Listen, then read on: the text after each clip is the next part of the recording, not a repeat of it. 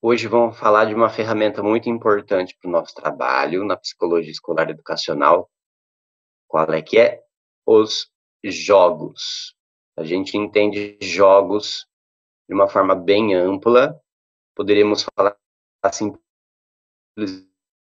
assim do brincar. Existem aí várias qualificações, divisões para essas atividades lúdicas que podem ser propostas. A gente utiliza algumas que facilitam a gente se entender. De maneira geral, quando a gente fala do lúdico, do brincar ou do jogar, a gente está falando das atividades conhecidas como brincadeiras de maneira geral. Então, em alguns momentos isso pode ser confuso. Acaba que, assim, o jogo é qualquer forma aí de brincar em que a gente vai simular de alguma forma aspectos da realidade ou sistematizar uma atividade lúdica. A gente continua com definições muito amplas, né? Mas dá para gente ir se entendendo. Não preciso entrar nas questões da importância do brincar para o desenvolvimento infantil. Essa importância tem que ser amplamente compreendida e defendida pela psicologia, por favor. E nas nossas atividades também, o brincar, os jogos, têm um papel muito importante. Inclusive, posso dizer, sem medo de errar, que os jogos eles têm um papel, eles são uma ferramenta muito importante para a gente, não importa com qual idade você trabalhe, e te adianto, você pode trabalhar com adulto, que o jogo continua sendo uma ferramenta muito importante. A gente tem, então, aquele brincar livre, espontâneo, que é mais egocêntrico, que é mais aí no sentido piagetiano, um jogo voltado muito mais para si mesmo, para uma experimentação lúdica em que ainda não há interação. Então, a interação não é o foco. Isso é no período pré-operatório, até ali os 6 anos, 2 a 6 anos de idade aproximadamente, até entrar na escola, até entrar no fundamental, né? Então é aquele período do jogo em que a criança brinca muito mais sozinha, não interage. Você vê várias crianças assim, elas podem estar brincando cada um na sua. É claro que não é uma coisa assim, chega nos 6 anos de idade, vira uma chavinha. Isso tem gradações, isso vai evoluindo pouco a pouco, mas a gente tem nesse período aí esse jogo egocêntrico.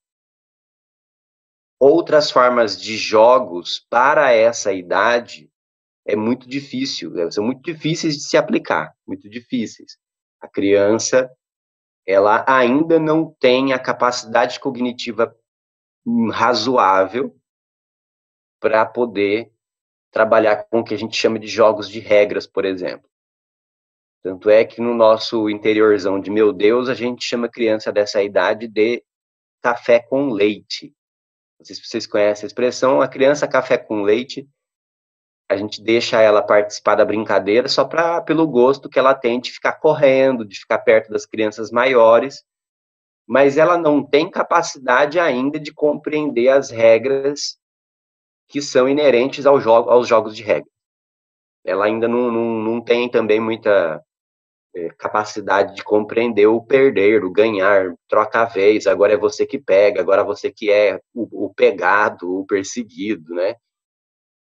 Então, a gente tem esse hábito aí de denominar a criança café com leite, deixar ela correndo com a gente, mas ela não está participando efetivamente da brincadeira, ela não participa da troca de papéis da brincadeira, como no pega-pega, no esconde-esconde, por exemplo. Mas não é o Brasil inteiro que usa essa expressão café com leite, e, na verdade, eu descobri que tem regiões do Brasil em que esse papel nem existe. E aí, quando eu descobri, eu falei assim, mas, gente, vocês são muito cruéis, a criancinha de 4, 5 anos tem que brincar também. Só não participa, só efetivamente, ela só corre. A gente não conta, né? mas parece que tem regiões do Brasil que esse papel nem existe, do café com leite, né? Pelo menos aqui no nosso interior de São Paulo existe. Pode variar de região para região, de cidade para cidade, assim como os nomes das brincadeiras variam muito, né? E aí, então, entrando no operatório concreto é que isso vai mudar, que daí a criança vai para o movimento de descentramento ou descentração ou descentralização, se preferir, em que ela já não vai estar só voltada às suas questões, à sua descarga motora, à sua motivação, ao seu prazer, não é? Que é o momento, inclusive, que ela entra na escola. É a escola que produz isso ou instituíram essa seriação, essa idade para entrar na escola por causa dessa fase? É uma pergunta meio ovo ou galinha, né? Tem pesquisadores que vão falar que é a escola que produz essa fase e tem gente que vai falar que a escola pensou nessa idade justamente por causa da fase. Na verdade, provavelmente seja uma questão dialética, em que a criança está com uma predisposição para desenvolver certas capacidades e a escola vai lá e dá um empurrãozinho para que ela desenvolva. Afinal, a escola é o ambiente por excelência, é o segundo grande círculo de socialização e ele tem que produzir descentramento. A escola produz descentramento, por isso o papel indispensável da escola, né? E aí entram os jogos com os quais a gente trabalha mais ativamente. A gente da psicologia. Na pedagogia é outra coisa, né? A pedagogia vai estudar os jogos para a infância de forma geral, né? Não tem essa divisão como a gente faz. Na psicopedagogia também vai se aprender um pouco mais aí. Psicopedagogia é a prima da psicologia escolar educacional, ou irmã mais nova, se preferir, e lida mais com as questões de aprendizagem e utiliza recursos mais familiares para a pedagogia. Para a gente, importa mais, assim, a utilização do brincar e do jogo, não com uma finalidade diagnóstica. Então, não tem nada a ver com o ludodiagnóstico, não tem nada a ver com o diagnóstico psicopedagógico, tá? Diagnóstico psicopedagógico, a pessoa usa prova piagetiana, usa as provas de escrita da Emília Ferreiro. Quem se interessa por essa área vai ter seu tempo para estudar mais a fundo isso, né? Eu acho válido o estudante de psicologia conhecer isso, mas é raro o curso que bota isso no currículo. O conhecimento das fases da escrita, que a Emília Ferreiro descreveu, essas coisas. Bom, entrando no período operatório concreto, então, a criança já vai ter aí facilidade para compreender os jogos de regra. Jogos de regras é uma das possíveis denominações, tá? Eu acho que é a denominação mais simples para o que a gente quer dizer. O que a gente quer dizer? Jogo que tem regra. Jogo que tem regra, a graça dele é a regra. A graça dele é cumprir um objetivo superando as dificuldades arbitrárias impostas pelas regras. É essa a graça. A graça do futebol é não poder pôr a mão. Se a gente joga pro alto a regra e fala assim, pode pôr a mão. Aí vira qualquer coisa, vira rugby, vira futebol americano, vira vôlei, não é mais futebol. Né? Perde a graça, que é conduzir a bola com o pé, marcar o ponto com o pé. Né? E acontece, então, que os jogos de regras, eles são formas de se praticar diversas habilidades importantes para nós, só que de uma forma lúdica, ou seja, prazerosa, divertida. Né? Que várias coisas são essas que os jogos desenvolvem? Primeira coisa óbvia, né? Se a gente está falando, então, da necessidade de regras para o jogo funcionar, os jogos ajudam a internalizar a noção de regra, a noção de respeito, a vez do próximo, certo? Então, respeitar quando tem que alternar papéis, quando que eu falo, quando que o outro fala, respeito à convivência, de uma forma muito simples, né? De uma forma muito simples. Trabalhar organização, planejamento, atenção, antecipação de ações. Então, trabalha uma série de questões de internalização de valores morais e de desenvolvimento aí de capacidades cognitivas. É muita coisa, é muita coisa. Então, eu estou aqui, por exemplo, com o pega-varetas. Pega-varetas é um dos exemplos clássicos na psicologia escolar do Brasil. Tem um trabalho muito importante aí sobre o uso do pega-varetas como uma proposta muito completa, mas que dá para fazer com muitos outros jogos, né? Que pega-varetas é um brinquedo muito popular, muito barato, e ao mesmo tempo ele tem um desafio muito interessante, né? Que é assim, aí o profissional inexperiente, ele pega e fala assim, meu Deus, eles vão furar-se uns aos outros. Não vão, nunca aconteceu comigo, tá? Mas é claro que assim, você não solta pega-varetas no primeiro encontro de um grupo, onde o vínculo ainda não existe, né? E nem também você solta pega-varetas na mão de um grupo com questões importantes de agressividade. Tem que esperar a coisa andar um pouco, o vínculo se estabelecer, aí é muito tranquilo, né? Não pega varetas, para quem não lembra, aquele jogo, então, você solta as varetas assim, numa superfície plana, numa mesa, no chão, eles têm que pegar as varetas sem mover as outras. Inclusive, você pode usar uma vareta para erguer a outra. Elas têm cores diferentes, porque tem pontuações diferentes, e aí você soma essa pontuação, quem tem mais ponto ganha a rodada. Olha a quanta habilidade está sendo trabalhada nisso. Um monte, né? Tem uma varinha cor preta que vale 50, e aí por diante, né? A amarela acho que vale menos, e aí e assim por diante. Você vai somando e chega o resultado final. E aí, se a criança foi lá, pegou a varinha, moveu uma outra vareta, ela é obrigada a passar a vez. E se a criança faz birra, a criança não aceita que perdeu, a criança não aceita que moveu a varinha, questiona. E aí são coisas que vão ser naturalmente trabalhadas ao se desenvolver uma atividade com jogos de regras.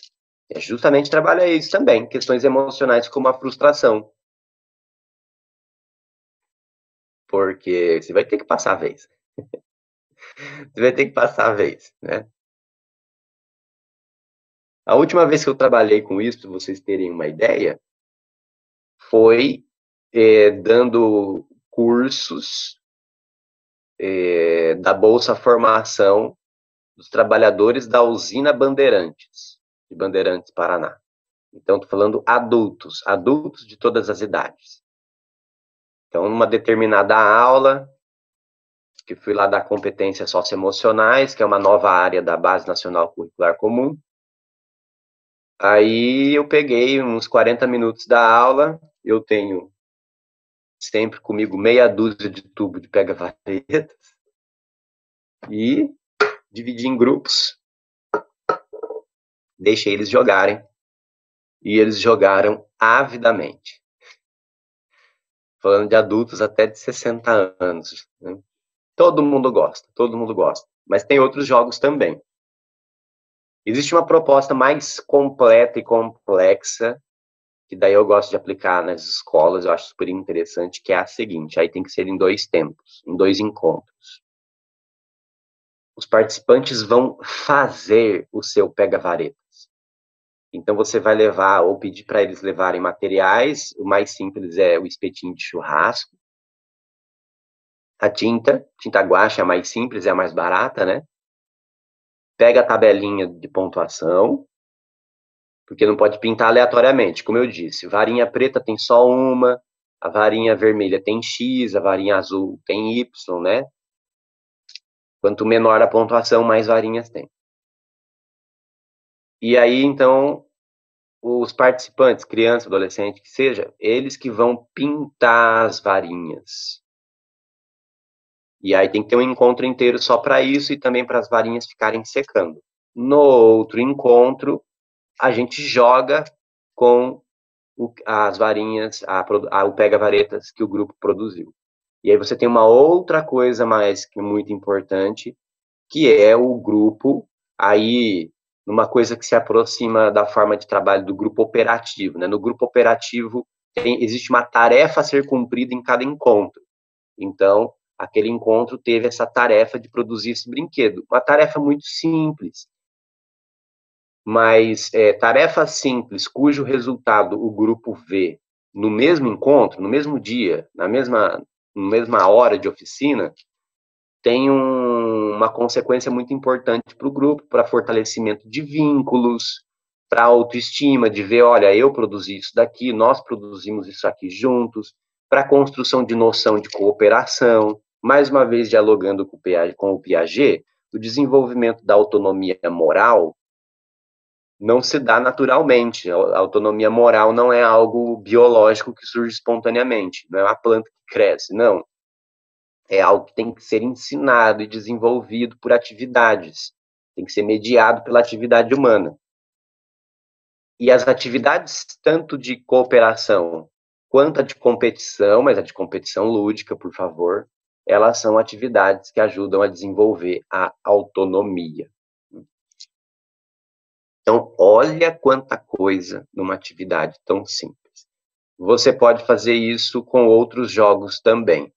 O grupo pode produzir tabuleiro de damas? Pode produzir as pecinhas? Pode, com tampinha de garrafa, com, sei lá. Pode produzir um tabuleiro de xadrez? Pode, eu recomendo o xadrez um pouquinho mais avançado, precisa estar chegando mais perto do operatório formal, que é aos 12. Ah, mas eu ouvi falar da história de um gênio de 8 anos que jogava xadrez, já era mestre. É um gênio, ou seja, uma exceção, beleza? Então é mais recomendável o xadrez um pouco mais perto do nível operatório formal. É claro que dá para ensinar para criança de 8 anos, mas vai ter que. O ensino do xadrez toma mais tempo, ele tem umas regras assim que demoram mais para fazer sentido e assim por diante. Mas pode fazer o xadrez, pode fazer o ludo, que é o joguinho de tabuleiro, de jogar o dado e correr as casinhas. E aí pensa que cada elemento do jogo você pode produzir com o grupo. Como produzir um dado? Tem gente que faz dado com embalagem vazia de lâmpada. Você pega a embalagem vazia de lâmpada, aquelas embalagens assim, né? E você vai dobrar de um jeito que ele vira um dado. É uma forma. Você vai fazer esse tabuleiro com folha de sulfite. Se quiser fazer o tabuleiro grandão, para o grupo inteiro fazer, você faz o tabuleiro com papel craft no chão, assim, gigantesco o tabuleiro, né? Você pode desenvolver o resta 1. E por aí vai. E por aí, dominó, enfim. Eu só particularmente não gosto de jogos de cartas, porque remetem a jogos de azar, não acho bacana. Vou fazer o Uno, ou antigamente chamado Mal Mal? Ah, não, por favor, eu não recomendo. Tá? Esses jogos mais infantis mesmo, por favor. Infantis, modo de dizer, né? O adolescente gosta também, parece que não, mas vai gostar também. Pode trabalhar com qualquer idade. Algumas coisas para aplicação de jogos precisam ser respeitadas, né? Porque às vezes o cara vai lá, o profissional, o estagiário vai lá e fala assim, mas não deu certo, professor. Então, assim, quais coisas podem gerar dificuldades, né? A proposta não fazer sentido, e aí a gente pensa que explicou bem, mas na verdade não explicou. Às vezes parece que está óbvio para a gente, mas não está. Ah, mas todo mundo conhece pega-varetas. Tem certeza? Então, não é todo mundo que conhece, não. E aí, às vezes, a pessoa não compreendeu adequadamente as regras, né? Ah, quando mexeu a vareta que eu peguei fica para mim ou eu devolvo? Passa a vez ou não passa? Então, tudo isso tem que ser explicado adequadamente, senão vai produzir ruído, a pessoa não vai executar legal a atividade do grupo, né? Essa é uma coisa importante a ser notada. E esse jogo pode ser observado de perto. Algumas questões importantes que a gente observar, a gente pode ali intervir para ir fazendo essa mediação para o desenvolvimento de certas habilidades, né? Como, por exemplo, ajudar a criança a antecipar ações. Olha, não pega aleatoriamente a varetinha. Pensa qual que você vai pegar para não mexer as outras. Você desenvolve capacidade de planejamento, né, de antecipar ações, de raciocínio hipotético, né? Observe o que as outras crianças que estão competindo com você no jogo estão fazendo. Você tem que estar atento ao movimento do adversário para fazer o seu movimento. Vou jogar dama, não vou empurrar aleatoriamente a peça, eu tenho que antecipar ações, e assim por diante. Tudo isso são coisas que a gente trabalha, então, com os jogos com regras. A gente tem também, eu falei do jogo espontâneo, os jogos com regras, temos os jogos dramáticos, ou jogos teatrais. Jogos dramáticos, jogos teatrais, o nome é autoexplicativo, então a gente está falando dessas atividades inspiradas nas atividades teatrais. Tem uma gama gigantesca de atividades para se trabalhar isso, tem aí seus desafios, suas facilidades também, e aí vão trabalhar outras coisas. É um outro assunto também bastante amplo, mas pense que as atividades teatrais, de forma geral, elas vão trabalhar questões de autoimagem, porque você tem que se expor, você tem que mexer o corpo, você tem que manipular suas expressões. Isso, jogos teatrais ou jogos dramáticos, tanto faz. Você vai manipular suas expressões, tanto faciais quanto do corpo. Isso diz respeito a questões de autoimagem, aceitação de si mesmo, autoestima. Jogos teatrais podem também, com frequência tem, o contato entre um e o outro, e aí desperta, não tem como. A afetividade, questões da sexualidade podem ser trabalhadas, questões dos relacionamentos. Aquilo que vai despertar, que muitas vezes tem relação com a faixa etária, a gente vai poder trabalhar. A gente leva em consideração isso e trabalha isso. Então, por exemplo, você pegar ali aquela idade de transição, 11, 12, 13, que é um dos maiores desafios do ensino e do psicólogo escolar também, se você fizer jogos teatrais em que há contato,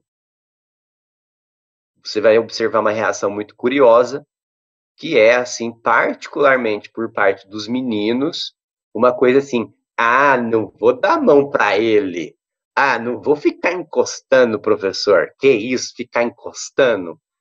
As meninas um pouco menos, mas principalmente quando tem que interagir com uma menina com um menino, ela vai também fazer, ai, ai, não quero, não sei o quê. É uma coisa, assim, dessa faixa de surgimento das questões da sexualidade, do despertar da puberdade. E aí, se você vai trabalhar com esse recurso, você vai trabalhar com um propósito, sempre, né? Você quer começar a levantar essas questões da afetividade, do relacionar-se, da sexualidade? Então, beleza. Então, aí tem esse propósito, né? Mas, de qualquer forma, vai levantar essas questões, não importa a idade com a qual você trabalha. As atividades teatrais, as mais simples que forem, têm esse potencial de incomodar, porque suscitam essas questões, porque você está trabalhando com o toque. Quando eu falo toque, gente, é coisa sutil, gente. É aquelas, não sei, né, até que ponto vocês conhecem as atividades, aquelas atividades assim, cabeça com cabeça, ombro com ombro, cotovelo com cotovelo, já é suficiente para suscitar uma série de questões. Então, quando eu falo toque, não precisa ser nada muito. Aliás, não pode ser invasivo, não pode ser invasivo. Né? Só o toque mais simples ele já é suficiente para suscitar essas questões. E aí tem a questão dramática propriamente dita dos jogos de papéis, de você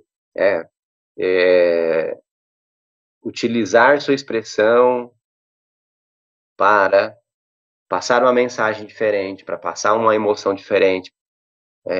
E passar uma emoção diferente é vivenciar uma emoção diferente até certo ponto. Então, tem toda uma importância aí, e cognitivamente também, trabalhar psicomotricidade, trabalhar cooperação. Nos jogos teatrais não há competição, aí eu acho bem interessante. É profundamente cooperativo, nada competitivo. A gente tem as atividades expressivas, eu prefiro esse termo, que eu acho que facilita identificar o que a gente quer dizer. Mas jogo teatral não é uma atividade expressiva? Mas aí eu prefiro deixar o termo atividade expressiva para outras atividades artísticas, né? E aí, assim, o que eu tô mexendo aqui, gente? Eu tô mexendo na bolsa do Gato Félix aqui, né? Que é, então, o arsenal da psicologia escolar, mas não tá tudo aqui ainda. Meus outros jogos não estão aqui, só pega varetas, né? Mas eu tenho dominó, todas essas coiseiras aí tem que ter. Então, nas atividades expressivas, a gente vai utilizar tudo que tiver à mão e, evidentemente, for barato, você não tiver dó de dar na mão da criançada, né? A canetinha, o giz de cera, o lápis de cor. O interessante é variar materiais, não ficar utilizando sempre o mesmo.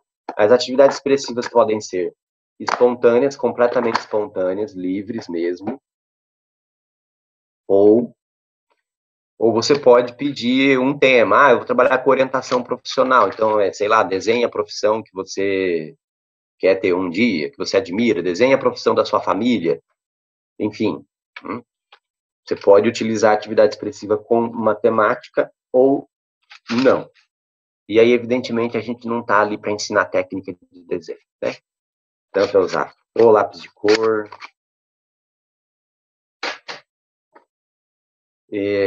Você vai usar o guache? Beleza, vai usar o guache, mas com o guache deve estar seco. Você vai utilizar... Ó, tá seco mesmo. Você vai utilizar o guache, você vai ter que preparar o espaço para isso, né? Com folhas de jornal, não existe mais jornal impresso, eu acho. Quem que tem jornal impresso em casa ainda, né?